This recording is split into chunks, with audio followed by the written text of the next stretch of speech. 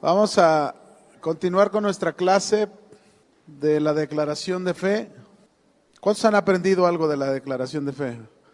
¿Ha aprendido? Ok. Vamos al punto 9 de nuestra declaración de fe y vamos a anotar: creemos en el hombre, su caída y su redención. Recuerde que cada punto es nuestra fe, nuestra creencia en lo que está sustentada nuestra fe, ¿verdad? Es muy necesario considerar esta doctrina del hombre, mis hermanos, por cuanto todas las doctrinas de la gracia están definitivamente relacionadas con el hombre. Todas. Después de todo el desengaño y el dolor que el hombre le ha ocasionado a Dios su Creador por su pecado y su desobediencia, yo hago esta pregunta: ¿no es maravilloso que Dios tenga buenas intenciones hacia la obra suya que se estropeó? ¿No es maravilloso, hermanos? Claro. Salmo 8, verso 4.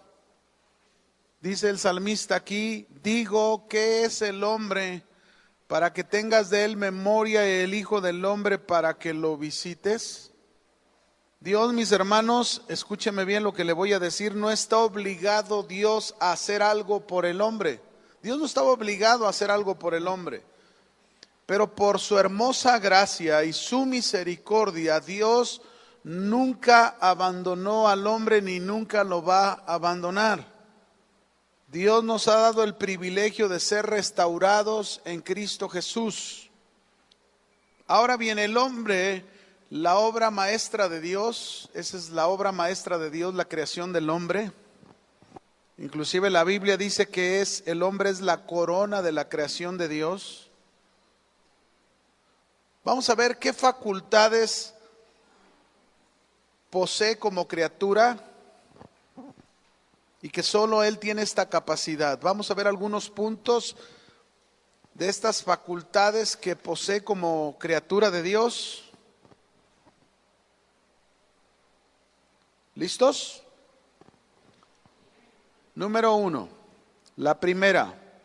Esta es una facultad que Dios le dio al hombre. El hombre puede ver a Dios en sus obras. El hombre puede ver a Dios ¿en qué?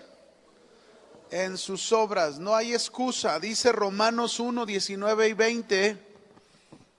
Romanos capítulo 1, versículo 19 y 20.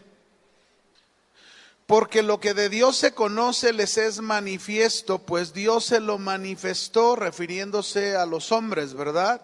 Porque las cosas invisibles de Él, su eterno poder y su deidad, se hacen claramente visibles desde la creación del mundo, siendo entendidas por medio de las cosas hechas, de modo que no tienen excusa. El hombre puede excusarse y decir: no, Dios no existe, Dios no es real. Pero es una excusa que él usa, pero realmente las obras de Dios son muy claras. Todo lo creado es muy claro. Dice aquí que las cosas invisibles de Dios, su eterno poder y deidad, que es como hizo todas las cosas. Basta meditar un poco, mis hermanos, para poder darse cuenta que detrás de todo lo creado está un diseñador. Eso no pudo haberse hecho solo. ¿Alguna vez ha visto una pintura que se haga sola? Tuvo que haber un artista y un pintor que hizo aquello. Bueno, detrás de toda la creación está el poder y la deidad de Dios, que dice: eso que Él es invisible se hace claramente visible por las cosas hechas. Por eso Dios tiene esa facultad de ver a Dios en sus obras. Esto no lo tienen los animales, solamente el ser humano. La Biblia responde con un enfático no ante alguien que tenga la excusa de decir que no cree en Dios. Dios ha revelado y ha dado al hombre esta capacidad de su existencia. Así que el hombre, si un día trata de negarse: yo nunca te conocí, Dios le va a decir: ¿cómo no?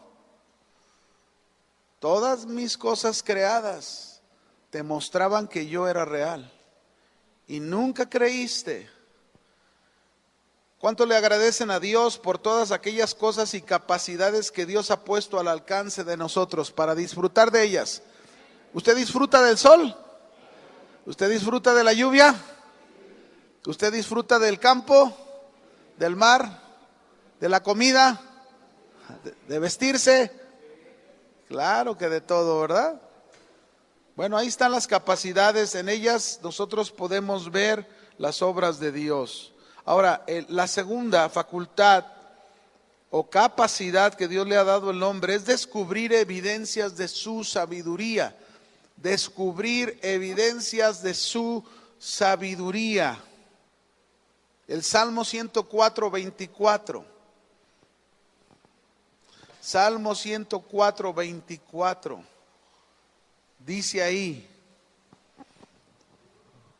Salmo 104, 24. Cuán innumerables son tus obras, oh Jehová. Hiciste todas ellas ¿con qué lo hizo todo? Con sabiduría. La tierra está llena de tus beneficios. Fíjese qué interesante. La verdad es que Dios ha puesto al alcance de cada uno de nosotros, los hombres, la sabiduría. Por ejemplo, muchos hombres no reconocen, por ejemplo, un médico, ¿no?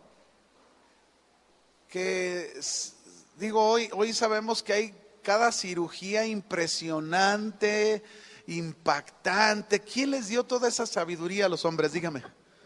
¿Quién? Yo tengo trasplante de córnea en mis dos ojos, por ejemplo.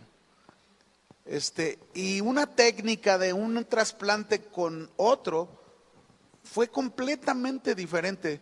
Por ejemplo, el derecho fue el primero que yo me trasplanté en el 2007. 2007 no, perdón, en el 98. Yo trasplanté mi ojo derecho en el año 98. Y cuando me trasplantaron fue algo impresionante porque me enseñaron fotos. Hagan de cuenta que me abrieron el ojo del tamaño de una tortilla. Con un aparato, te lo abren y así te lo hacen plano.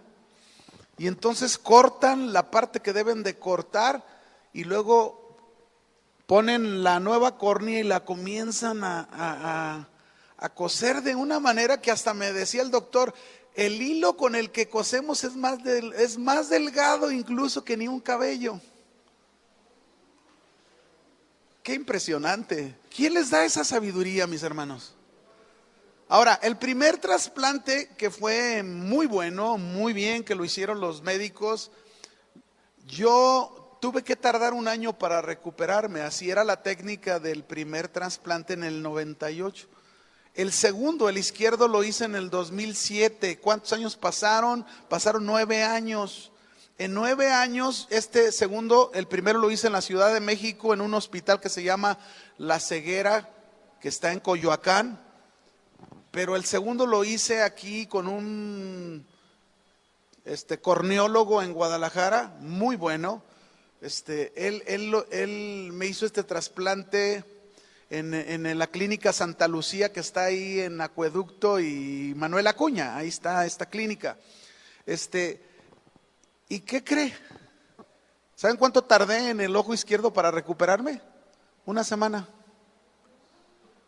O sea, fue algo impresionante. Yo me impresiono, mis hermanos, cuando veo toda la sabiduría que Dios le ha dado al hombre, pero el hombre no la reconoce que viene de Dios. Eso es lo tremendo. Pero aquí es donde entra este punto, descubrir las evidencias de su sabiduría. El hombre, la sabiduría que tiene, no crea que es por él, es porque Dios se la ha otorgado. Así que debemos ser agradecidos con Dios por esa innumerable sabiduría de Dios que ha puesto al alcance de los hombres. ¿No creen? Bien agradecidos. Pero ¿qué otra cosa más Dios le dio las facultades y la capacidad al hombre? Una tercera, le dio la capacidad de maravillarse del poder de Dios. La capacidad de maravillarse del poder de Dios. Salmo 150, verso 1. Dice el Salmo 50, versículo 1, alabad a Dios en su santuario, alabadle en la magnificencia de su firmamento, alabadle por sus proezas, por su poder, alabadle conforme a la muchedumbre de su grandeza. Imagínense lo que está diciendo el salmista. Es como decía el rey David, tal conocimiento de la obra de tu poder, Señor, es tan maravilloso, son tan maravillosas tus obras que no las puedo comprender. ¿Alguien puede comprender las maravillosas obras de Dios? Yo no las puedo entender. A veces no podemos entender las obras tan gloriosas de Dios y lo que Dios es capaz de hacer, mis hermanos. Pero sin embargo, esa es la capacidad y esa es la habilidad que Dios le ha dado al hombre. Maravillarse de su poder. Yo te pregunto a ti, ¿cuántas veces te ha sorprendido el poder maravilloso de Dios? ¿Has experimentado su poder en tu vida? ¿Cuán agradecido estás con ese poder de Dios? Por último, vamos al cuarto. ¿Qué otra capacidad le ha dado Dios al hombre? La otra capacidad es apreciar su bondad. Apreciar su bondad.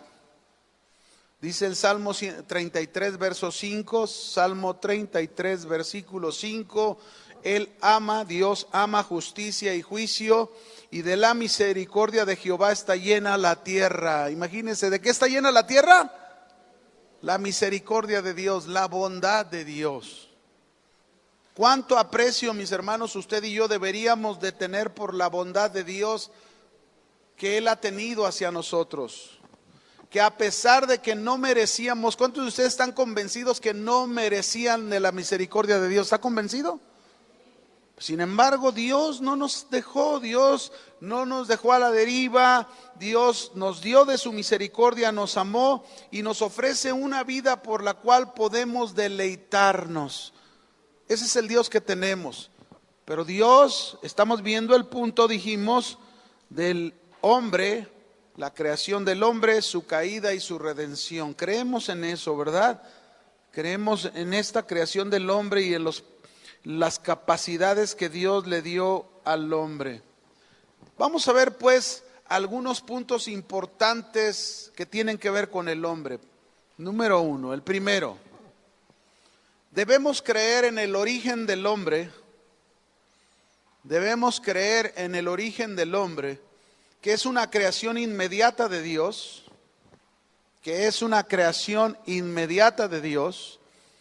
creado en un estado de inocencia. ¿Listos? Lo repito, creemos en el origen del hombre, que es una creación inmediata de Dios, creado en un estado de inocencia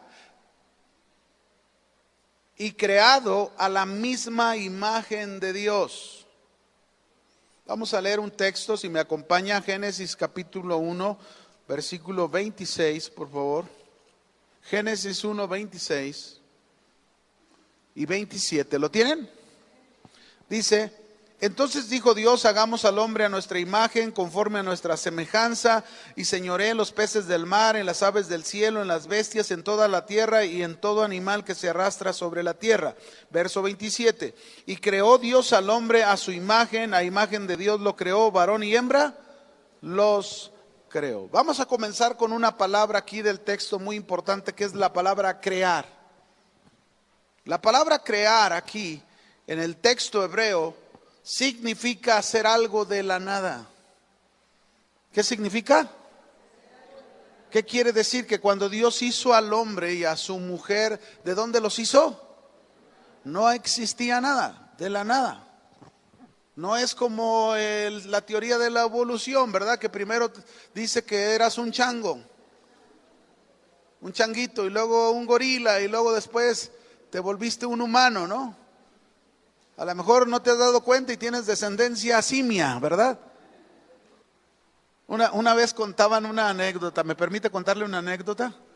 Una vez contaba una historia de que papá chango y mamá changa mandaban a su changuito a la escuela. Pero como entre ellos, como todavía no evolucionaban, pues iba entre los humanos, los niños, ¿verdad? Y ya cuando iba a la escuela, oyó al maestro decir, no, es que nosotros venimos de los changos. Y entonces el niño llegó preocupado, el changuito llegó preocupado con su papá y le dijo, papá, ¿es verdad que los humanos vienen de nosotros? Y entonces el papá chango le dijo al hijo, hijo, ¿cuándo me has visto a mí golpear a tu madre? ¿Sí entendió o no? Si hasta los animales dicen y respingan y dicen, no, pues si nos pareciéramos a los hombres, imagínense, ¿verdad? Los que se les ocurre hacer esa cosa son los hombres, no a los animales. A veces es triste, pero nos dan una lección impresionante, ¿no? Ahora, entonces el hombre fue creado de la nada. Eso es lo que Dios hizo, lo tomó del polvo de la tierra, formó al hombre y le dio vida. Nuestro deber entonces es aceptar por fe que Dios, por su omnipotencia y por su sabiduría, hizo a Adán y a Eva, hizo al hombre. No debe de haber duda en nosotros. Acuérdese, es por la ¿qué? Fe. No por la razón. Por la razón a lo mejor ahí vas a estar peleando con el otro. A ver, dime, ¿quién hizo a Dios? Y ahí te la van a llevar, ¿no? Pero la Biblia dice que Dios es Jehová, el autoexistente. El yo soy. ¿Saben lo que significa el yo soy? Fuera de mí no hay otro. Yo no necesité que nadie me hiciera, existo por mí mismo. Eso es lo que significa Jehová. Y eso es lo que Dios nos da a entender. Pero nosotros los hombres fuimos creados de la nada. Si un científico, mis hermanos, hubiera visto a Adán después de que lo hizo Dios, ¿qué hubiera dicho el científico? Una vez que ve a Adán, vamos a pensar, ¿qué edad le parece a usted que Dios hizo a Adán? Para poder procrear y tener familia, casarse, unirse a su mujer. ¿Qué edad le parece bien que le pongamos a Adán cuando Dios lo hizo? A ver, ¿qué edad le parecería bien? ¿20 años? Ya lo están haciendo muy viejo. Pónganlo más jovencito. Vamos a ponerle 20 años, ¿no? Imagínese, Dios hizo a Adán y lo hizo ¿de cuántos años? 20. Entonces llega el científico, empieza a hacer todas sus pruebas científicas y le toma sangre y le hace estudios. Y entonces, ¿qué va a decir el científico? Tiene 20 años de haber sido creado cuando Dios hace 5 segundos lo hizo. ¿Lo entiende? Para Dios, ¿qué le costó hacer a Adán? Un instante. Pero los científicos siempre, no, es que esta tierra tiene, Por ahí fui a ver una película, ¿verdad? Muy bonita, con un mensaje, no les voy a decir cómo se llama. Pero muy bonita, esta película la acabo de ir a ver hace poco con mi esposa.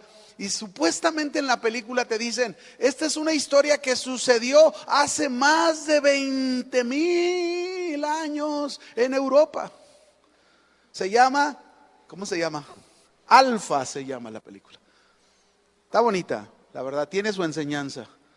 Sí la recomiendo porque esa sí es una película, no tiene nada que ver con a veces el cochinero de cosas que pasan en las películas, ¿no? Pero es una bonita película que tiene una enseñanza.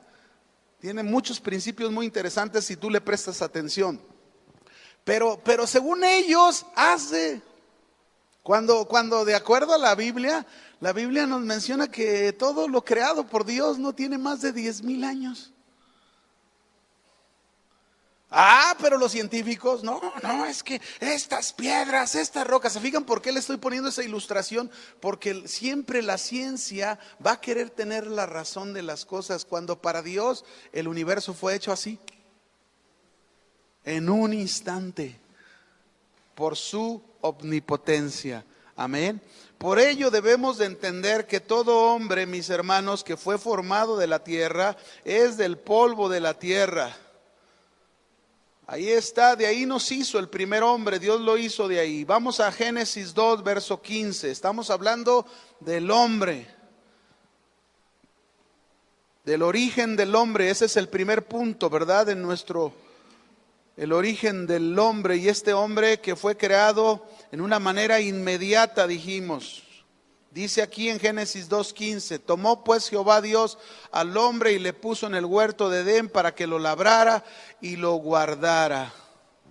La tierra, mis hermanos, fue puesta en las manos del hombre para dominar y para señorear sobre ella. Fíjese bien qué interesante. Dios, cuando creó al hombre, le dio la capacidad de tener un liderazgo, no solamente al varón sobre su familia, su descendencia, sino le dio un dominio sobre todas las cosas creadas.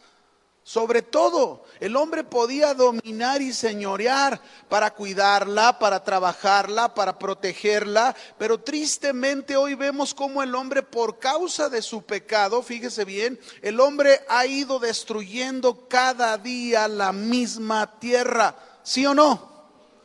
Sí. El hombre ha ido destruyendo sus especies, que muchas de ellas ya han desaparecido y otras están por desaparecer o están en peligro de extinción. La tierra ha sufrido drásticos cambios por causa del mismo hombre que la está usando mal. Es decir, el hombre sigue aplicando su dominio, sigue aplicando su señorío sobre la tierra, pero por su pecado lo ha hecho mal.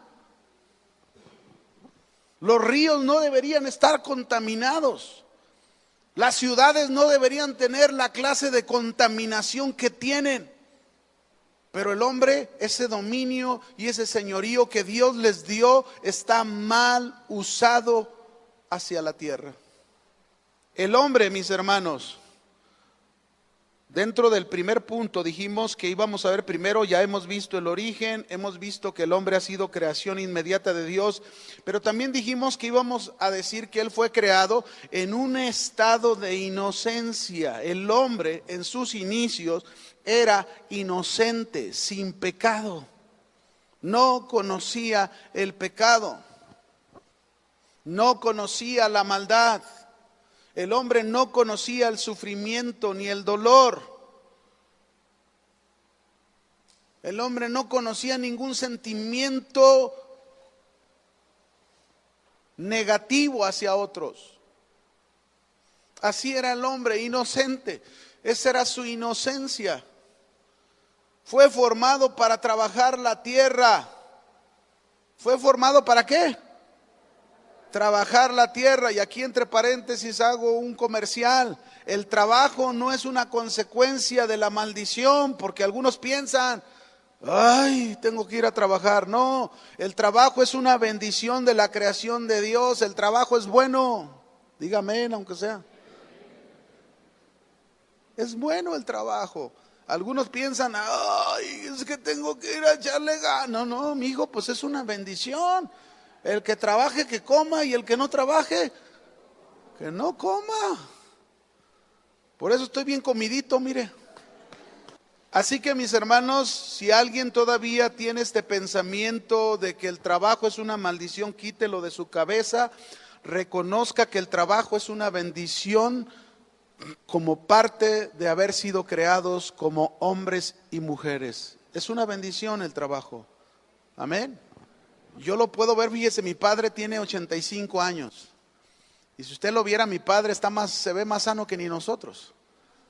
Pero es un hombre trabajador, es un hombre que le gusta moverse a sus 85 años. Y yo no conocía a mi bisabuelo, al abuelo de mi papá, porque él murió de casi 120 años montado en un caballo, imagínese.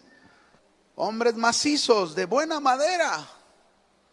Le dije a mi papá, oye, ¿por qué a nosotros no nos hicieron de esa misma madera? Somos más como machoaquitos, ¿verdad?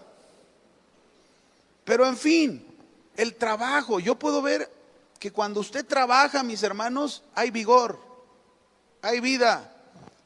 Llévesela ahí acostado en Acapulco, en la azotea, y va a ver que pronto usted va a envejecer bien rápido. Pero póngase a trabajar, échele ganas, hállele sabor a la vida, al trabajo, como debe de ser, y usted va a darse cuenta que eso le da vigor, le da vida. Amén. Este era el plan y el propósito de Dios para el hombre, cuando él no conocía el pecado, no conocía sus consecuencias, que él, el hombre, viviera en una completa dependencia de Dios, sometido a su dirección, sometido al trabajo como debía de hacerlo, a su familia, etcétera. Pero también, mis hermanos, el hombre no solamente era inocente cuando fue creado, el hombre también, cuando fue creado en sus inicios, fue hecho a la imagen y la semejanza de Dios, como yo ayer compartía en el mensaje, ¿verdad? Fue hecho a la imagen y semejanza ¿de quién? Esto quiere decir, mis hermanos, que cuando fue formado en primera instancia, Dios le proporcionó al hombre las mismas cualidades que Dios tiene: personalidad, le dotó con inteligencia, le capacitó con emociones, le otorgó una libertad propia para decidir, le dio una moral, la moral de inocencia que había en el principio, ¿verdad? Dice la Biblia que cuando ellos fueron creados estaban desnudos, Adán y Eva, y no había ningún pensamiento de malicia, ¿verdad? No había ningún pensamiento de perversidad, nada, absolutamente nada. Una vez que pecaron, cambió todo eso. La mente comenzó a tener otros sentidos, ¿verdad? Y dice que se vieron desnudos y entonces tuvieron que cubrir porque se avergonzaban. ¿Cómo era la moral de antes en aquella inocencia? Una moral completamente pura, limpia. Dios puso también en el hombre una ley interior que se llama conciencia. ¿Cómo se llama la ley interior? Una conciencia que es una alarma ahí en nuestro interior que nos habla: ¡hey! Semáforo rojo, semáforo preventivo o semáforo siga. ¿Para qué es una ley?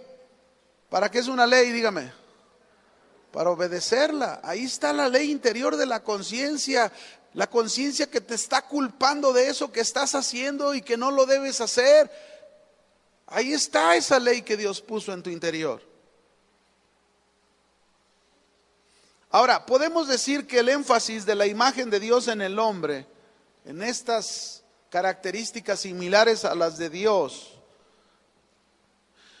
nos habla que el deseo de Dios, mis hermanos, era que el hombre pudiera reflejar la vida de Dios en la tierra.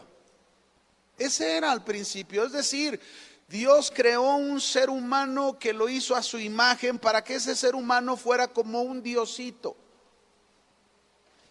Nada que ver con Dios, pero un diosito a su imagen, presentando la vida de Dios, el dominio de Dios, el señorío, ¿verdad? Que el hombre todo eso perdió, esa es la verdad.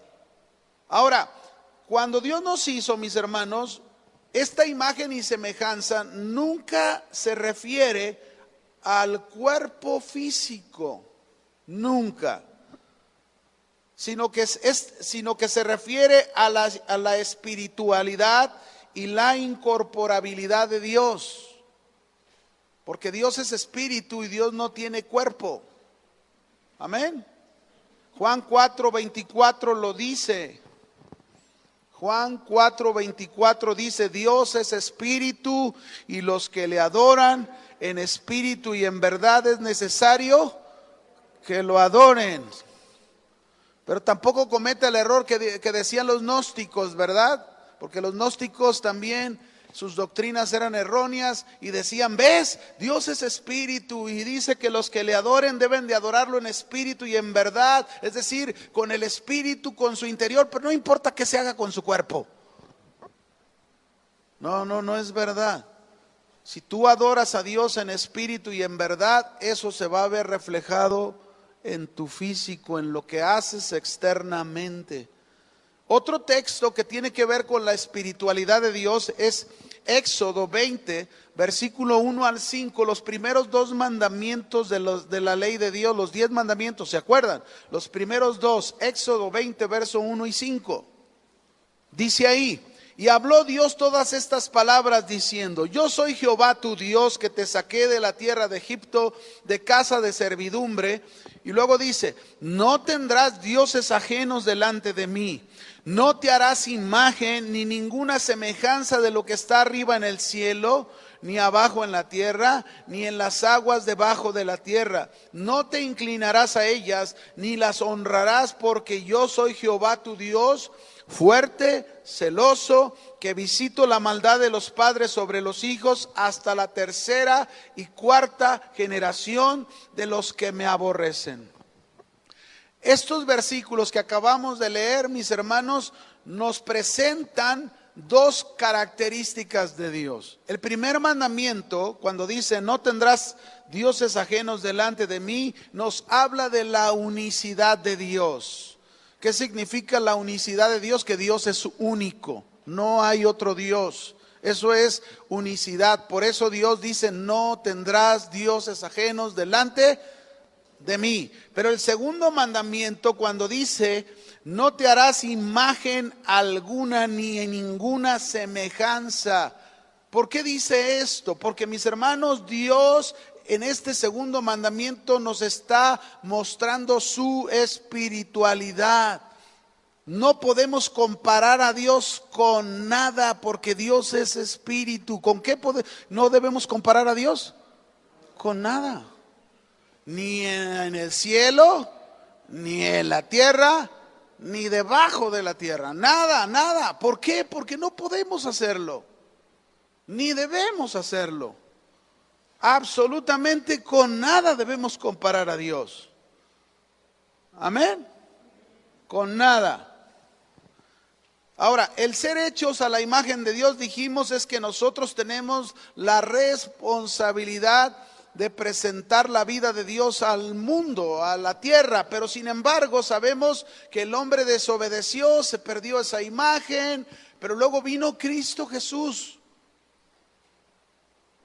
en una nueva creación, siendo un nuevo hombre que nos presentó la verdadera imagen, porque Él era la misma imagen de Dios, Cristo, y Él nos enseñó cómo es que debemos ser nosotros.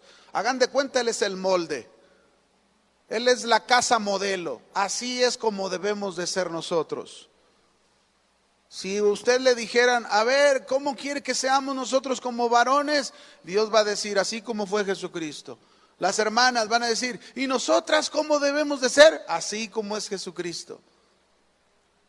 En su forma de ser. No en su físico, sino en su manera de ¿qué? De ser, como era Cristo. Como fue Cristo. Bien, vamos a otro punto. Ya hemos visto que el hombre era inocente. Ya hemos visto que el hombre fue creado en un instante, que fue creado a la imagen de Dios. Todo eso debemos creerlo, pero también debemos creer en la caída del hombre. Que el hombre pecó voluntariamente. Debemos creer en la caída del hombre, que el hombre pecó voluntariamente y cayó de su estado original. ¿Y cayó de su estado qué? Es decir, como Dios lo había hecho, inocente, sin conocer la maldad y el pecado, cayó de ese estado. Y por su pecado, el hombre quedó separado de Dios. Esto es algo que tenemos que tener bien en claro en nosotros, mis hermanos. Fíjese bien lo que le voy a decir. Por esta causa, por el pecado del hombre, la desobediencia del hombre, el hombre quedó totalmente incapacitado para poder acercarse a Dios por sí mismo. Voy a repetirlo. Por la causa del pecado, el hombre quedó totalmente incapacitado para poder acercarse a Dios por sí mismo. Alguien allá afuera que no conoce a Cristo, que no es cristiano, te puede decir que él conoce a Dios y trata a Dios a su manera. Pero eso no es verdad. Esa es una falacia. ¿Sabes por qué es una falacia? porque la Biblia es muy clara. La Biblia nos dice que el hombre está totalmente incapacitado para poder acercarse a Dios. No hay ser humano que por sí solo se pueda acercar a Dios. No lo hay. Imposible. Por sí mismo. Hay una manera para acercarnos a Dios que Dios nos proveyó, que más adelante, si alcanzamos hoy, la veremos. Pero vamos a un texto para que me entienda el por qué el hombre está incapacitado. Romanos 1, versículo 19 en adelante. Aquí Pablo, en la carta a los romanos, lo describe completamente. Vaya conmigo, Romanos 1, 19. ¿Lo tienen? Dice ahí: porque lo que de Dios se conoce les es manifiesto, pues Dios se lo manifestó. Porque las cosas invisibles de Él, de Dios, su eterno poder y deidad, se hacen claramente visibles desde la creación del mundo, siendo entendidas por medio de las cosas hechas, de modo que no tienen excusa. Pues habiendo conocido a Dios, ¿quiénes conocieron a Dios? Los hombres. Es decir, conocieron a Dios por su creación, pero no lo quisieron reconocer. Dice, no lo glorificaron como a Dios, ni le dieron gracias, sino que se envanecieron en sus razonamientos y su necio corazón fue entenebrecido. Profesando ser sabios, se hicieron necios. Y cambiaron la gloria del Dios incorruptible en semejanza de imagen de hombre corruptible, de aves, de cuadrúpedos y de reptiles. Vean lo que hace el hombre por su pecado. ¿Qué hace el hombre por su pecado? Cambia. Es decir, no quiero compromiso con el creador de todas las cosas, no quiero compromiso con Dios, y el mismo hombre inventa sus propios dioses. Dioses que no hablan, dioses que no exigen, dioses que no demandan, dioses que Él los inventa para hacer lo que Él quiere seguir haciendo. Para eso son. Pero el Dios viviente, el Dios de la Biblia, ese sí habla, ese sí reprende, ese sí confronta, ese sí nos hace ver todo lo que está mal en nuestra vida. Pero esos dioses no hacen nada. Eso es lo que el hombre hizo, inventar sus propios dioses. Verso 24. Por lo cual también Dios los entregó a la inmundicia en las concupiscencias de sus corazones, de modo que deshonraron entre sí sus propios cuerpos, ya que cambiaron la verdad de Dios por la mentira, honrando y dando culto a las criaturas antes que al Creador, el cual es bendito por los siglos. Por esto Dios los entregó a pasiones vergonzosas. Cuando dice Dios los entregó, mis hermanos, es como cuando alguien está aferrado en querer seguir haciendo algo. Esto de entregarlo significa que Dios los abandona a su propia perversión. Es decir, ¿quieres seguir en eso? Adelante. Eso es lo que significa. Entonces dice aquí, los entregó a pasiones vergonzosas, pues aún sus mujeres cambiaron el uso natural por el que es contra naturaleza, en otras palabras, lesbianismo, ¿no? Y de igual modo también los hombres, dejando el uso natural de la mujer, se encendieron en su lascivia unos con otros, cometiendo hechos vergonzosos hombres con hombres y recibiendo en sí mismos la retribución debida a su extravío. Un homosexual, una lesbiana, luego quieren borrar esto de la Biblia. La palabra de Dios es clara, mis hermanos. Todas las desviaciones del hombre vienen del corazón del hombre, vienen de su interior. No de que así nacieron. Y si así nacieron, son consecuencias de sus propios pecados, de sus descendencias. Porque el Señor dijo que el pecado, mis hermanos, alcanzaría hasta la tercera y cuarta generación. Pero la bendición de Dios, mis hermanos, dice la Biblia, que alcanzaría hasta 1000 generaciones. Si tú has obedecido a Dios, el alcance de tu obediencia es mucho más que la maldición en el pecado hacia otras generaciones. Bueno, pudiera seguir hablando de todo esto, pero lo que nos está mostrando este texto es claramente que el hombre por sí mismo no se puede acercar a Dios. Es imposible. Dice Romanos 3:23.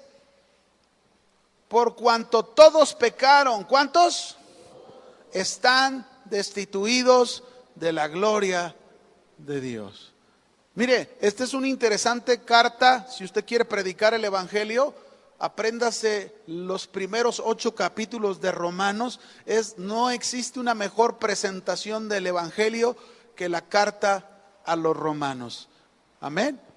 Así que aquí nos vamos a quedar. Yo quisiera seguir, pero el tiempo se nos fue rápido, se nos acabó. Pero estamos en nuestra declaración de fe. Que el Señor le bendiga, cuídese mucho, échele ganas. Y cada vez que aprenda algo, póngalo en práctica en su vida. Cuídense, ¿eh?